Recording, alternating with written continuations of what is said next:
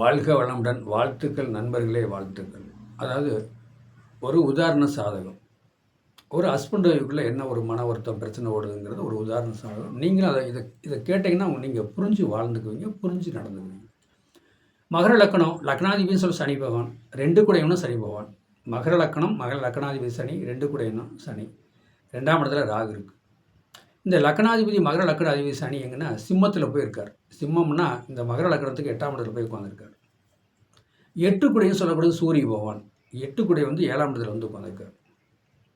Husband ஒய்ஃபுள்ள ஒரே பிரச்சனை, எப்போ பார்த்தாலும் சண்டை, ஒன்றுமே பண்ண முடியல.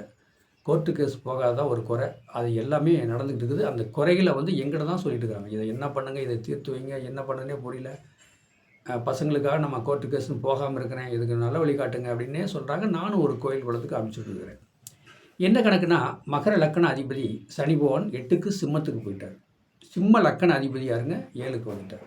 எப்படி பாருங்கள், அப்படியே மனைவியிட நெருப்பு மாதிரி நடந்துக்கிறார். அந்த அந்த சிம்ம மகர லக்கணத்துக்கு 7ஆம் இடங்கிறது கடகம், அது மனைவி ஸ்தானம். அது எங்கே போயிருக்கு, மீனத்தில் உட்காந்துருக்கு. மீன ராசியில் உட்காந்து உத்திரட்டாதி நட்சத்திரம். அப்போ மகர லக்கணம், மீன ராசி, உத்திரட்டாதி நட்சத்திரம் இவருடைய சாதகம்.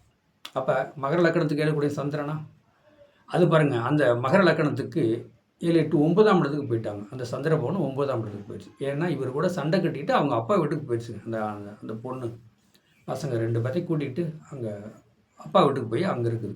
அப்பா வீட்டுக்கு போய் அங்கே இருக்குதுன்னா, அப்போ 7 கூடையும் சொல்லக்கூடியது இந்த மகர லக்கணத்துக்கு 7 கூடை சந்திர பவனும் 9ஆம் இடத்துல இருக்கார். அப்பா வீட்டுக்கு போயிடுச்சு. அது சந்திரன் என்ன நட்சத்திரம், சனி நட்சத்திரம், உத்திரட்டாதி நட்சத்திரம். அப்போ இந்த இந்த கணவர் மேலே பயங்கரமான போட்டி, எதிர்ப்பு, கேஸ் போடாத ஒரு குறை தான். வக்கீல் எல்லாம் போய் பார்த்துட்டு இருக்கிறாங்க, ஆனால் கேஸ் போடாத இருக்கிறாங்க. இவர் மட்டும் என்னை கேட்டுருக்காரு, என்னங்க நடக்கும், என்ன நடக்கும்.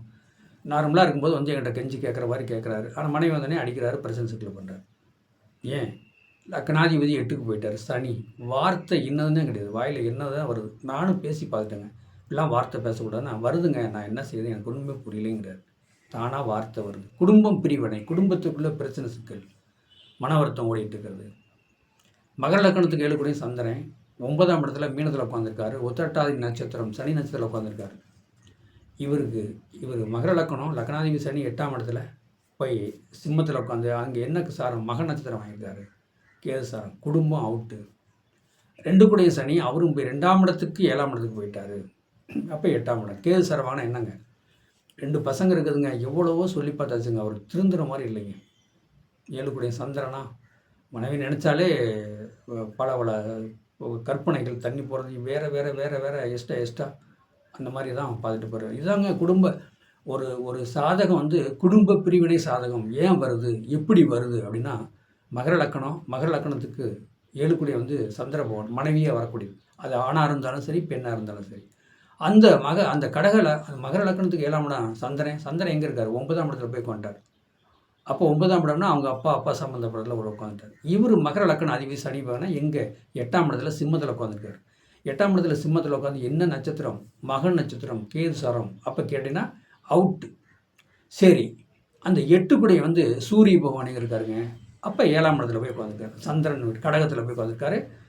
6 கூடையவனும் புதன் உட்காந்துருக்காரு. லக்கணத்துக்கு இந்த மாதிரி ஒரு அமைப்பு சாதகம் இருக்குது. 9 கூடையும் புதனும் 9 கூடையும் 6 கூடை புதனும் 8ஆம் இடத்துல உட்காந்துருக்காரு. வக்கீல், கோர்ட்டு கேஸ், இப்படி தாங்க அழைஞ்சிட்டு இருக்கிறாங்க. ஒரு சாதகத்தை தூக்கிட்டு பாருங்கள். இப்போ இந்த பிள்ளைங்க பசங்களை 2 பேர்த்தையும் வளர்த்தி படிக்க வைக்கிற காலத்தில் இப்படி இவங்க கோர்ட்டு கேஸ் நடந்தாங்கன்னா, அந்த பிஞ்சு உள்ளங்கள், அந்த பிஞ்சு மனசு என்ன பாடுபடும். இந்த தாய் தகப்பத்தில் ஏண்டா பிறந்தோம், ஏண்டா வாழ்ந்தோம் அப்படிங்கிற மாதிரி தான் இருக்குது. ஆனால் இந்த தாய் தகப்ப வகத்தில் ஏன் பிறந்தாங்கன்னா, அது அவங்க கருமம். இந்த தாய் தகப்பத்தில் பிறக்கணும், இந்த கஷ்டப்படணும், இந்த சிரமத்தை அனுபவிக்கணுங்கிறது தான் அந்த பசங்க 2 பேருக்குமே கருமம். அந்த பசங்க 2 பேர்த்தையும் பெற்றுக்கணும், இந்த புருஷன் முன்னாடி இவரோட கோர்ட்டு கேஸு பிரச்சனை சிக்கல்னு அலையணும், அது கருமா. போன ஜென்மத்தில் வாங்கி வந்த வரம், அந்த போன ஜென்மத்தில் வாங்கி வந்த வரத்தை இப்போ இவங்க அனுபவிச்சுட்டு இருக்கிறாங்க.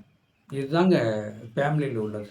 இது ஃபேமிலி சாதகம். ஃபேமிலியில் இப்போ தான் ஒரு பிரச்சனை போயிட்டு, இது உதாரண சாதகம். அப்போ 8க்கு போயிட்டார். இப்போ 10ஆம் இடம்னு சொல்லக்கூடியது சுக்கிர பகவான். இந்த சாதகருக்கு 10ஆம் இடம்னா சொந்த தொழில் சம்மந்தப்பட்டது அப்படிங்கிறது. சொந்த தொழிலுங்க பாருங்கள், இது இப்போ தொழிலுக்கு வர்றேன். மகர லக்கணத்துக்கு 10ஆம் இடம் சுக்கிரன், 5 கூடையவனும் சுக்கிரன் பகவான் வருவார். அவரும் போய் 8ஆம் இடத்துல உட்காந்து அந்த சுக்கிரன் என்ன சாரம்? கேது அவுட்டு. குடும்பம் அவுட்டு, தொழில் அவுட்டு, வேலை அவுட்டு, பல தொழில் பார்த்துட்டாருங்க. கார் மெக்கானிக்குங்க. கார் மெக்கானிக்கு மகரம் ராசி மகர லக்கணமாக வரனால டூ வீலர், கார், இரும்பு சம்மந்தப்பட்டது இந்த சகலகலா வல்லவனா நல்லா சம்பாதிப்பார், நல்லா பண்ணுவார், நல்லா செலவழிப்பார், என்ஜாயாக பண்ணுவார். குடும்பத்துக்கு நல்லா வாங்கி கொடுத்துருக்காருங்க. அந்த பசங்களை வளர்த்திருக்காருலவா. இன்றைக்கி நேரங்காலம் சரியில்லை. பாருங்க, இப்போ என்ன திசை ஓடுதுங்களா? புதன் திசையில் ராகு புத்தி ஓடுது. புதன் யாருங்க? 6க்கும் 9 கூடவே. அந்த புதன் வந்து 7ஆம் இடத்துக்கு வந்துட்டார். குடும்பத்தை பிரிச்சிட்டார். வக்கீல் கோர்ட்டுன்னு அழைக்கிறாங்க. கவர்மெண்ட் சம்மந்தப்பட்டதை அணுகிட்டு இருக்கிறாங்க. இந்த இப்போ புதன் திசையில் ராகு புத்தி. புதன் என்ன நினச்சுன்னா சனி சாரம். லக்னாதிபதி 2 கூடிய சாரம் வாங்கி அவர் 8ஆம் இடத்துல உட்காந்துருக்காரா? பிரச்சனையா? ராகு புத்தி. அப்போ ராகு என்ன சாரம்? சுயஸ்தானத்தில் உட்காந்துருக்கு. ராகு வந்து கும்பத்தில் சதய சுயஸ்தானத்தில் உட்காந்துருக்கு. புடிவாதக்குனே குடும்பத்தை முடுக்கிறாருங்க. புடிவாதக்குனே பிரச்சனை பண்ணுறாருங்க. புடிவாதக்குனே இன்னொருத்தி தாலி கட்டி கொண்டு வந்து வீட்டில் வச்சுட்டு போட்ட வீடியோ எடுத்து அனுப்புகிறாருங்க. பப்ளிக் பண்ணுறாருங்க.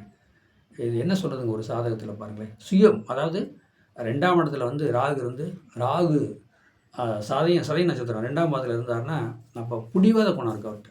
எவ்வளோ பேசி பார்த்தாச்சு. வைக்கலாம் பார்க்காதீங்க, வேண்டாங்க, கொஞ்ச நாள் போட்டுங்க. நான் சொன்னேன், சில கோயிலுக்கெல்லாம் நீங்கள் போயிட்டு வாங்க, கண்டிப்பாக உங்களுக்கு ஒரு நல்ல ஒரு மாற்றம் வரும், வாழ்க்கையும் சிறக்கும் அப்படின்னு நான் நிறையா தடவை சொல்லியிருக்கிறேன். அது சரின்னு இங்கே வரப்போ கேட்குறாரு ஒழிஞ்சு, அங்கே போனே அவர் மாறிக்கிறார். இங்கேருந்து போன ஸ்பாட்டை கவர் பண்ணால் நல்ல வேலைக்காரங்க. நீங்கள் பாரு, க்யூவில் நிற்கிறாங்க மக்கள். டூ வீலர், கார், வண்டி, வாகனம் எல்லாமே வேலைக்கு விட்டு விட்றாங்கன்னா நல்லா செய்வார். அவர் கேட்ட காசு அவங்க கொடுக்கணும். கொடுக்கலன்னா வண்டி எடுத்து போயிட்டார் அப்படின்றவர். அவ்வளோ திறமை, டேலண்ட் இறைவன் கொடுத்துட்டு காசையும் குடும்பத்தை பிரித்து நோக அடித்து பிரச்சனை சிக்கலை வந்து வாய்க்கக்கூடிய வாய்ப்பு இந்த சாதகருக்கு அமைஞ்சிருக்கு பார்த்தீங்களா. இதெல்லாம் வந்து என்னென்னா நானே பார்த்துருக்குறேன். அது பார்த்துட்டு எனக்கே ஒரு நல்ல மனம். ஏன் அப்படின்னா இந்த உதாரண சாதகம் ஏன் நான் உங்களுக்கு சொல்கிறேன்னா, நீங்கள் திருந்தணும், ஒரு தவறான ரூட்டில் போகக்கூடாது, தவறான வழியில் நீங்கள் போகக்கூடாது அப்படிங்கிற ஒரே காரணத்துக்கு தான் இந்த சாதகத்தை போடுறேன். என்கிட்ட சாதகம் பார்க்கணும்னு விருப்பம் இருந்தால் சாதகம் பார்க்க அணுக வேண்டிய நம்பர் 95 14 77 10 74. ஃபோன்லேயே படம் சொல்லலாம். வாழ்க வளமுடன்.